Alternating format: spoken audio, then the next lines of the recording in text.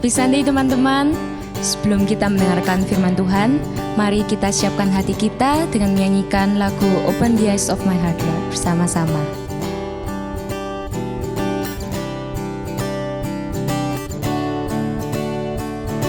Open the eyes of my heart, Lord. Open the eyes of my heart. I want to see you. I want to see you. Open the eyes of my heart, Lord. Open the eyes of my heart. I want to see you. I want to see you. To see you high and lifted up, shining in the light of your glory. Pour out your power and love as we sing holy, holy, holy. Open the eyes of my heart, Lord. Open the eyes of my heart. I want to see you. I want to see you. Open the eyes of my heart, Lord. Open the eyes of my heart. I want to see you. I want to see you. To see you high and lifted up, shining in the light of your glory. Pour out your power and love as we sing holy, holy, holy. To see you high and lifted up, shining in the light of your glory. Pour out your power and love as we sing holy, holy, holy. Holy, holy, holy. Holy, holy, holy. Holy, holy, holy. I want to see you. Holy, holy, holy. Holy, holy, holy. Holy, holy, holy. I want to see you. I want to see you.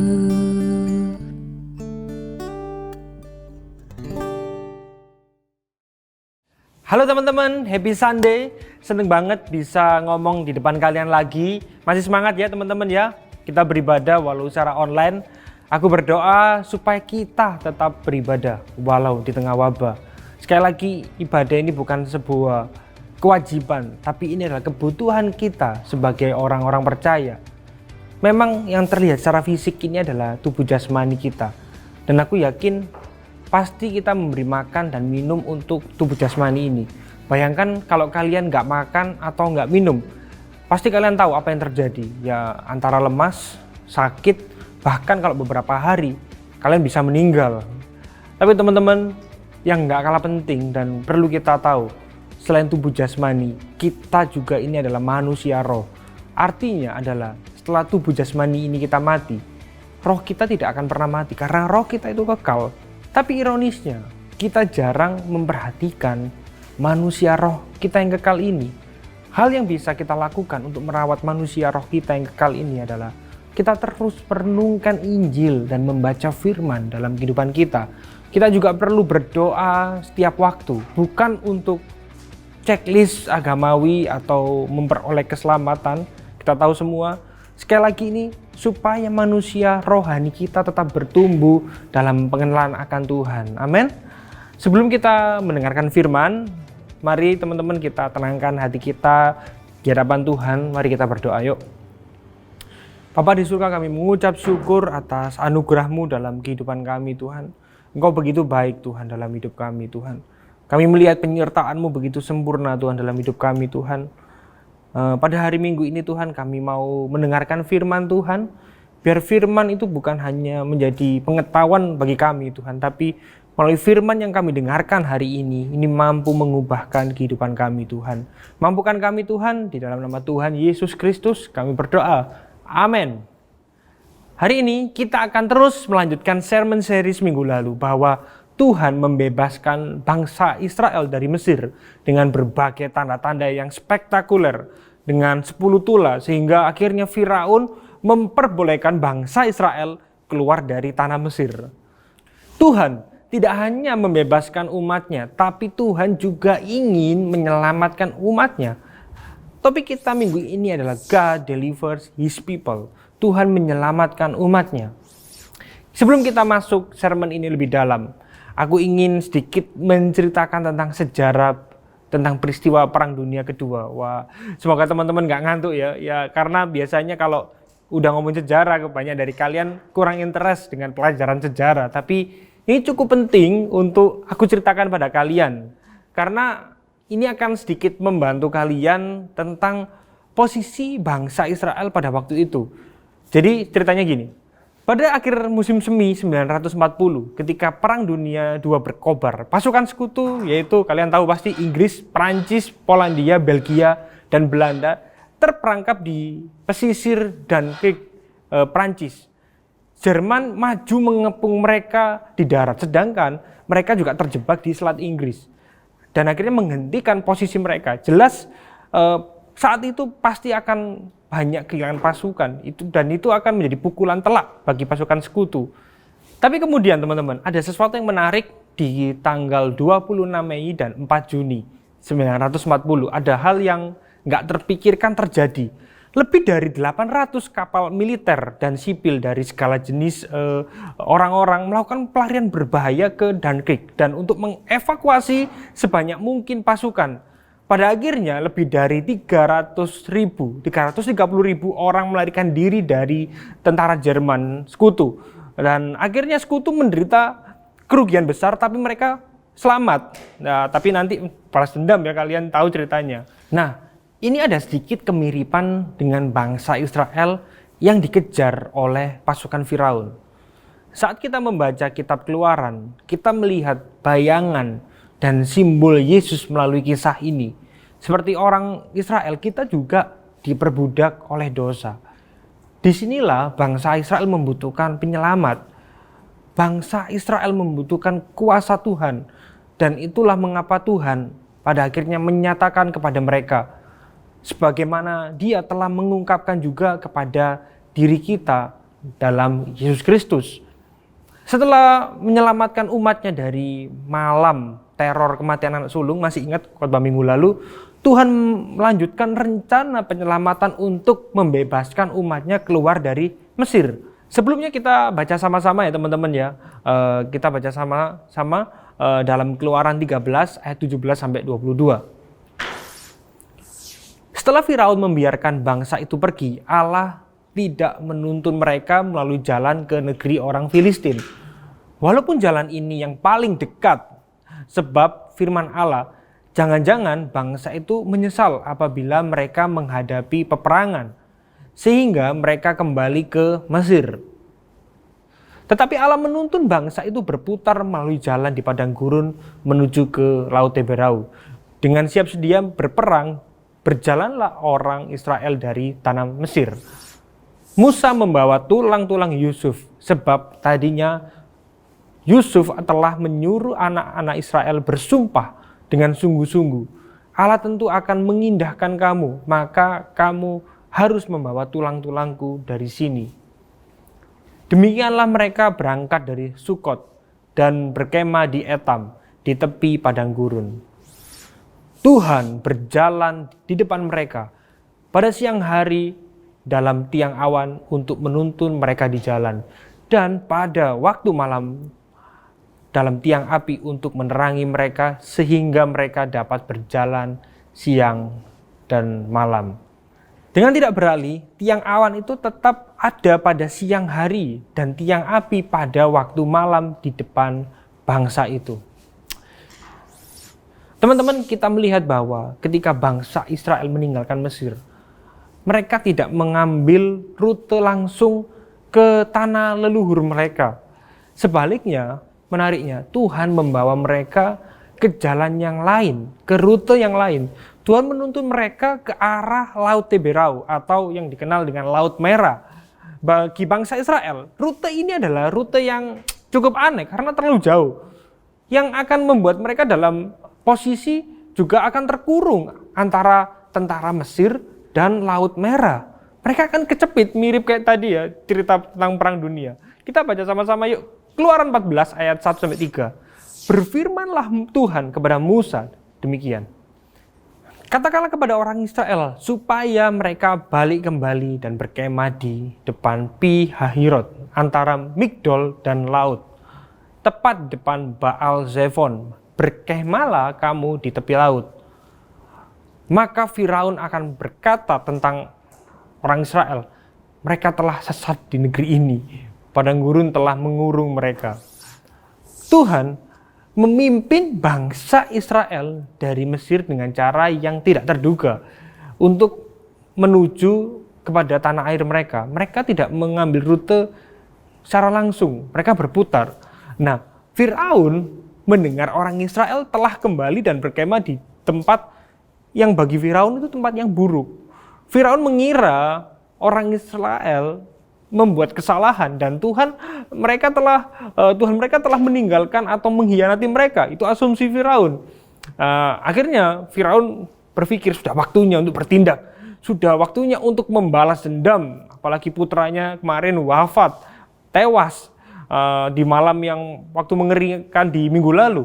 Dan ceritanya kemudian Firaun sendiri turun dengan memimpin tentaranya. Tentaranya adalah tentara yang terkuat di seluruh dunia pada waktu itu. Di tempat mereka menyerbu kemah orang Israel.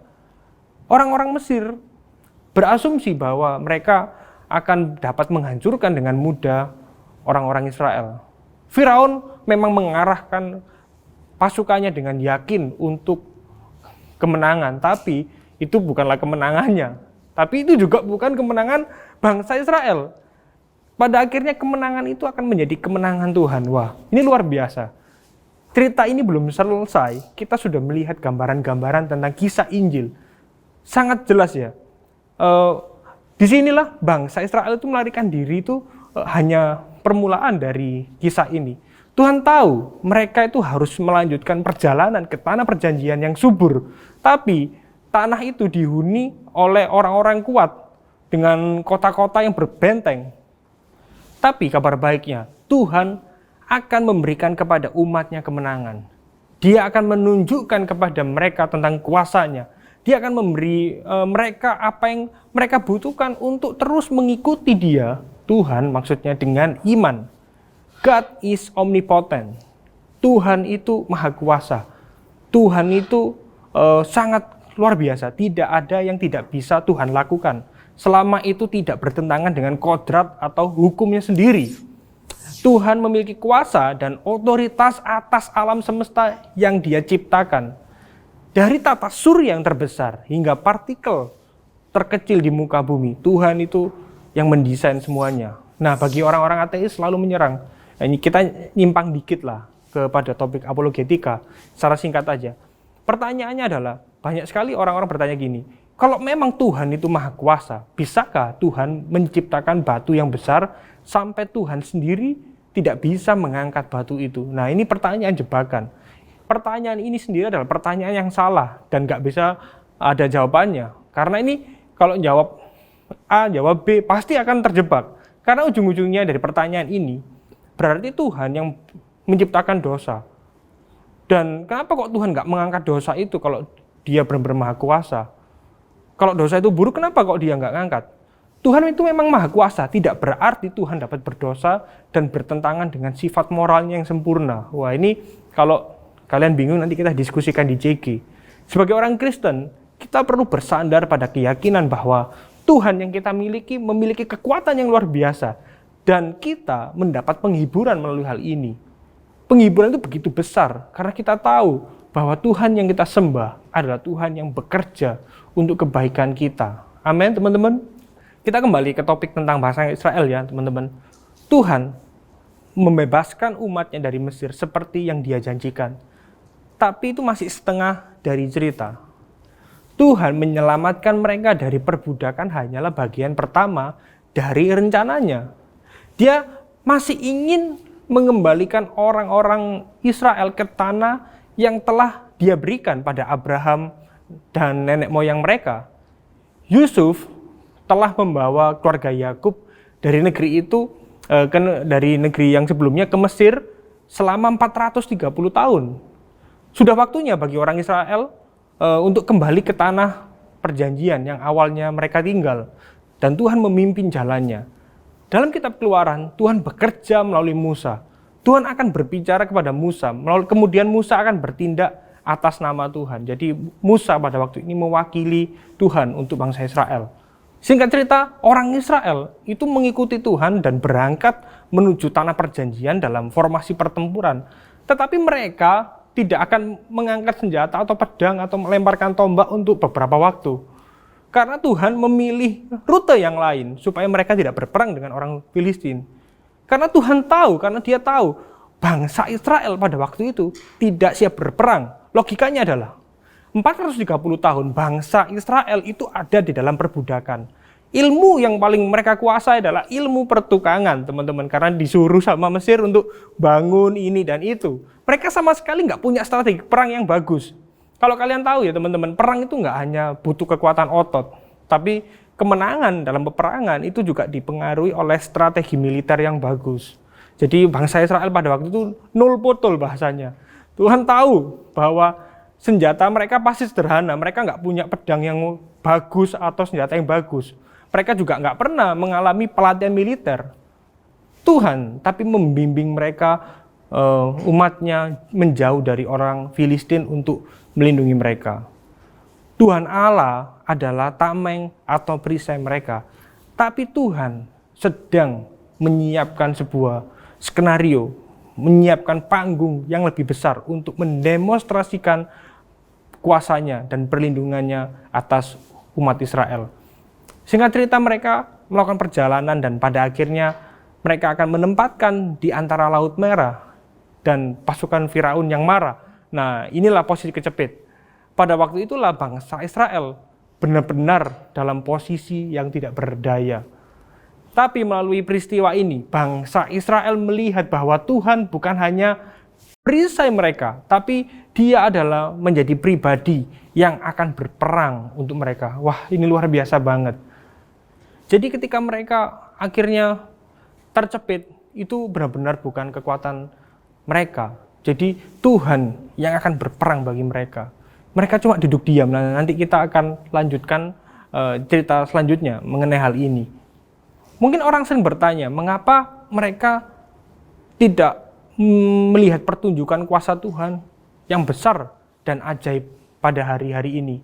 Seperti terbelahnya Laut Merah. Kan nggak ada kan sekarang kayak gitu. Kita harus benar-benar paham. Tujuan dibalik mukjizat adalah di dalam Alkitab. Sebagian besar Alkitab menunjukkan bahwa mukjizat dilakukan dengan sengaja dan strategis untuk memverifikasi kuasa dari Tuhan. Misalnya, ketika Injil menyebar ke kelompok orang-orang yang belum terjangkau atau orang yang baru pertama kali mendengar pesan tentang Yesus dalam Kisah Para Rasul, mukjizat yang dilakukan oleh Tuhan melalui para rasul berfungsi sebagai demonstrasi yang menandakan bahwa pesan ini benar-benar dari Tuhan dan mereka ini adalah orang-orang yang dipilih Tuhan untuk menyampaikan pesan Injil. Apakah kita pada hari-hari ini perlu melihat mukjizat seperti itu ketika Injil sudah berkembang? Orang Kristen pada zaman ini mungkin bisa menjawab hal ini dengan berbeda. Tapi poin pentingnya yang harus kita pahami bahwa mukjizat yang mencolok itu tidak diperlukan untuk mendukung iman kita pada saat ini. Seperti Thomas, sang murid ya. Saat ini kalau kita bisa melihat dunia kita, sekitar kita bisa mengagumi kesempurnaan Tuhan dalam mewujudkan mahakarya alam semesta yang kita tinggali saat ini. Itu adalah bukti mukjizat. Itu udah cukup. Kita dapat melihat kehidupan para murid yang berubah, yang dulunya pecundang, kini jadi pemberani. Aku percaya Injil selalu membuat orang menjadi berubah ke arah yang lebih baik. Aku percaya kekuatan Injil selalu memberi kekuatan bagi orang-orang yang menaruh iman dan pengharapannya hanya kepada salib Kristus. Bahkan murid-murid itu pada waktu masa murid-murid, mereka rela mati bagi Injil. Saat ini yang kita butuhkan bukan mujizat yang spektakuler seperti pada zaman Musa. Karena mujizat terbesar sudah digenapi melalui pengorbanan Kristus di kayu salib. Wah, ini luar biasa sekali teman-teman. Jadi kita jangan keblinger mujizat ya. Dikit-dikit minta mujizat, dikit-dikit minta mujizat. Itu salah kayak gitu teman-teman. Melalui salib, kita yang dulunya berdosa, kita yang dulunya binasa, saat ini diperdamaikan dengan Allah. Mujizat hanyalah tanda untuk kita mengenal Allah. Mujizat bukan inti dari isi Alkitab atau kitab suci. Yang kamu butuhkan saat ini bukanlah mujizat, tapi yang kamu butuhkan saat ini adalah kekuatan untuk bertahan dalam setiap situasi. Dan kekuatan itu adalah ketika kita menaruh iman kita sepenuhnya pada Kristus. Amin. Tuhan lebih tertarik mengubah hati kita ketimbang keadaan kita. Tapi seringkali kita menggerutu, seringkali kita marah sama Tuhan, seringkali kita kecewa sama Tuhan, karena jalan Tuhan seringkali berbeda dengan jalan kita. Dan ini juga terjadi pada bangsa Israel pada waktu itu. Mereka menggerutu dan mereka mengomel, mengapa harus dipojokkan dengan situasi sulit ini. Padahal Tuhan punya rencana yang baik buat mereka ya teman-teman ya. Kita baca sama-sama ya, Keluaran 14 ayat 10-12. Ketika Firaun telah dekat, orang Israel menoleh, maka tampaklah orang Mesir bergerak menyusul mereka. Lalu sangat ketakutanlah orang Israel, dan mereka berseru-seru kepada Tuhan. Dan mereka berkata kepada Musa, "Apa karena tidak ada kuburan di Mesir? Maka engkau membawa kami untuk mati di padang gurun ini. Apakah yang kau perbuat ini terhadap kami dengan membawa kami keluar dari Mesir? Bukankah ini telah kami katakan kepadamu di Mesir? Janganlah mengganggu kami dan biarlah kami bekerja pada orang Mesir. Sebab lebih baik bagi kami untuk bekerja pada orang Mesir daripada mati di padang gurun ini." Di sini teman-teman, bangsa Israel itu nggak terima kepada Musa. Bangsa Israel marah terhadap Musa.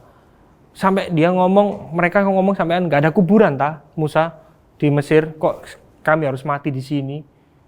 Mereka sangat ketakutan, mereka mengeluh. Jadi logika mereka udah hilang, ingatan mereka udah hilang. Padahal barusan aja Tuhan menunjukkan kuasanya. Dia membengkokkan seluruh tatanan alam. Ada hujan es, angin, penyakit, dan kehidupan dan kematian, dan darah di Mesir di mana-mana. 10 tulah itu. Melalui ciptaannya, Tuhan menggunakan itu semua untuk menunjukkan kedaulatannya. Bahwa dia berkuasa, dia membantai semua dewa Mesir. Dan dia akan melakukan hal lain yang tak terlupakan. Bangsa Israel lupa kalau Allah mereka adalah Allah yang berkuasa. Kita semua tahu bahwa melalui Musa, Allah membelah Laut Merah, sehingga bangsa Israel dapat menyeberang dengan selamat dari kejaran tentara Mesir. Saat Tuhan menyelamatkan orang-orang yang tidak setia, Dia menawarkan kepada kita tentang gambaran tentang Injil. Keselamatan Tuhan atas bangsa Israel adalah bayangan keselamatan yang lebih besar yang akan datang di dalam Kristus. Coba kita konekkan dengan kehidupan kita ya, melalui kisah ini ya teman-teman. Yang pertama, kita diselamatkan dari perbudakan. Seperti orang Israel yang dibebaskan dari perbudakan. Ini adalah merupakan gambaran keselamatan kita. Kita dibebaskan dari belenggu dosa, perbudakan dosa melalui pengorbanan Kristus. Yang kedua, kita diselamatkan oleh kasih karunia. Dalam Keluaran 13:14 ini adalah gambaran. Musa memberitahu orang Israel berdiri diam, berjaga-jaga. Nanti Tuhan yang berperang untuk mereka dan menyediakan keselamatan. Jelas sekali di sini adalah prinsip anugerah, begitu clear ya teman-teman. Dan yang ketiga, keselamatan bukan tentang apa yang kita lakukan, tetapi tentang apa yang Tuhan telah lakukan untuk kita di dalam Yesus. Kita diselamatkan melalui pengantara, yaitu Yesus. Bangsa Israel tidak tenggelam pada waktu itu karena mereka juga memiliki pengantara, yaitu Musa. Tapi kita memiliki pengantara, perantara yang lebih sempurna, lebih baik lagi, yaitu adalah Yesus Kristus sendiri. Tuhan adalah mediator kita yang sempurna.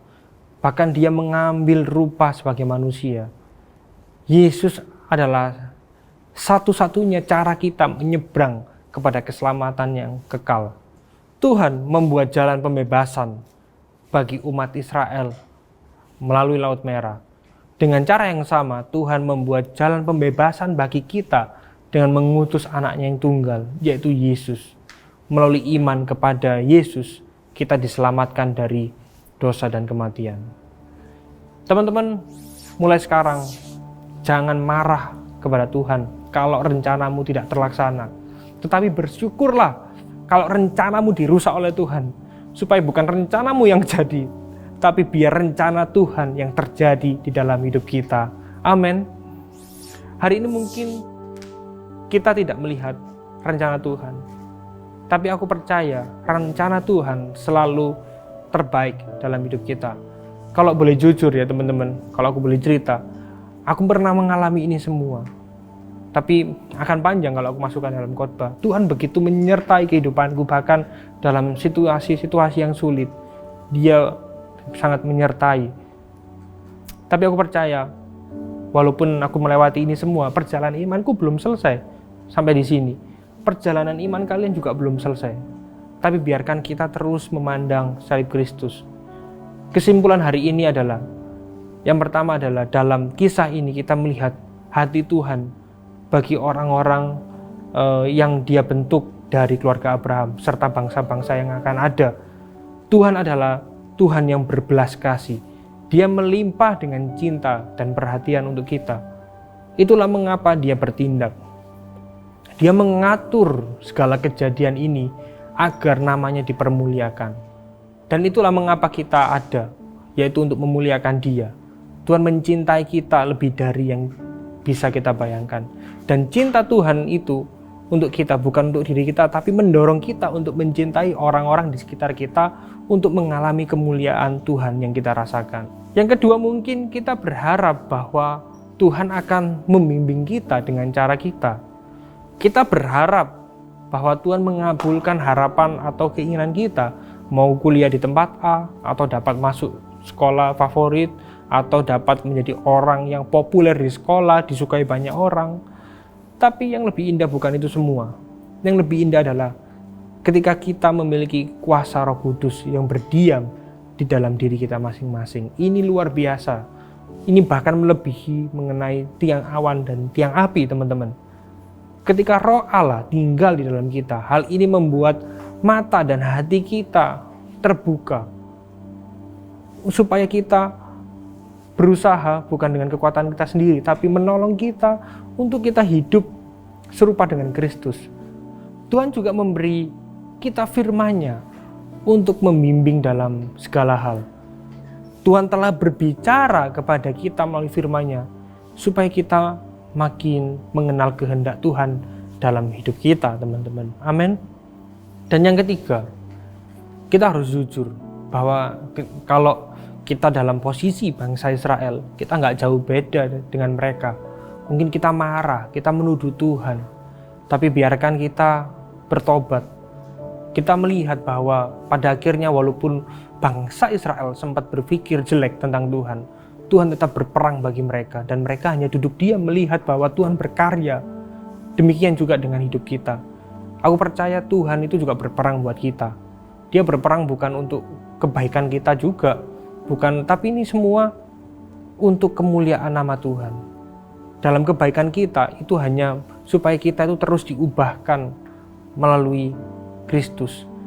Melalui hal-hal yang gak enak, kita diubahkan. Kita melihat bahwa kita itu tidak bisa pakai cara kita sendiri, teman-teman. Amin. Mari kita tenangkan hati kita. Kita mengambil waktu tenang, kita bersaat teduh sejenak. Aku berikan waktu tenang buat kalian. Tuhan, kami mengucap syukur Tuhan. Kami melihat Engkau begitu baik Tuhan. Biarkan kami nggak pakai cara diri kami sendiri untuk kami menyelesaikan problem. Biarkan kami terus menaruh iman kami hanya kepada Engkau Tuhan.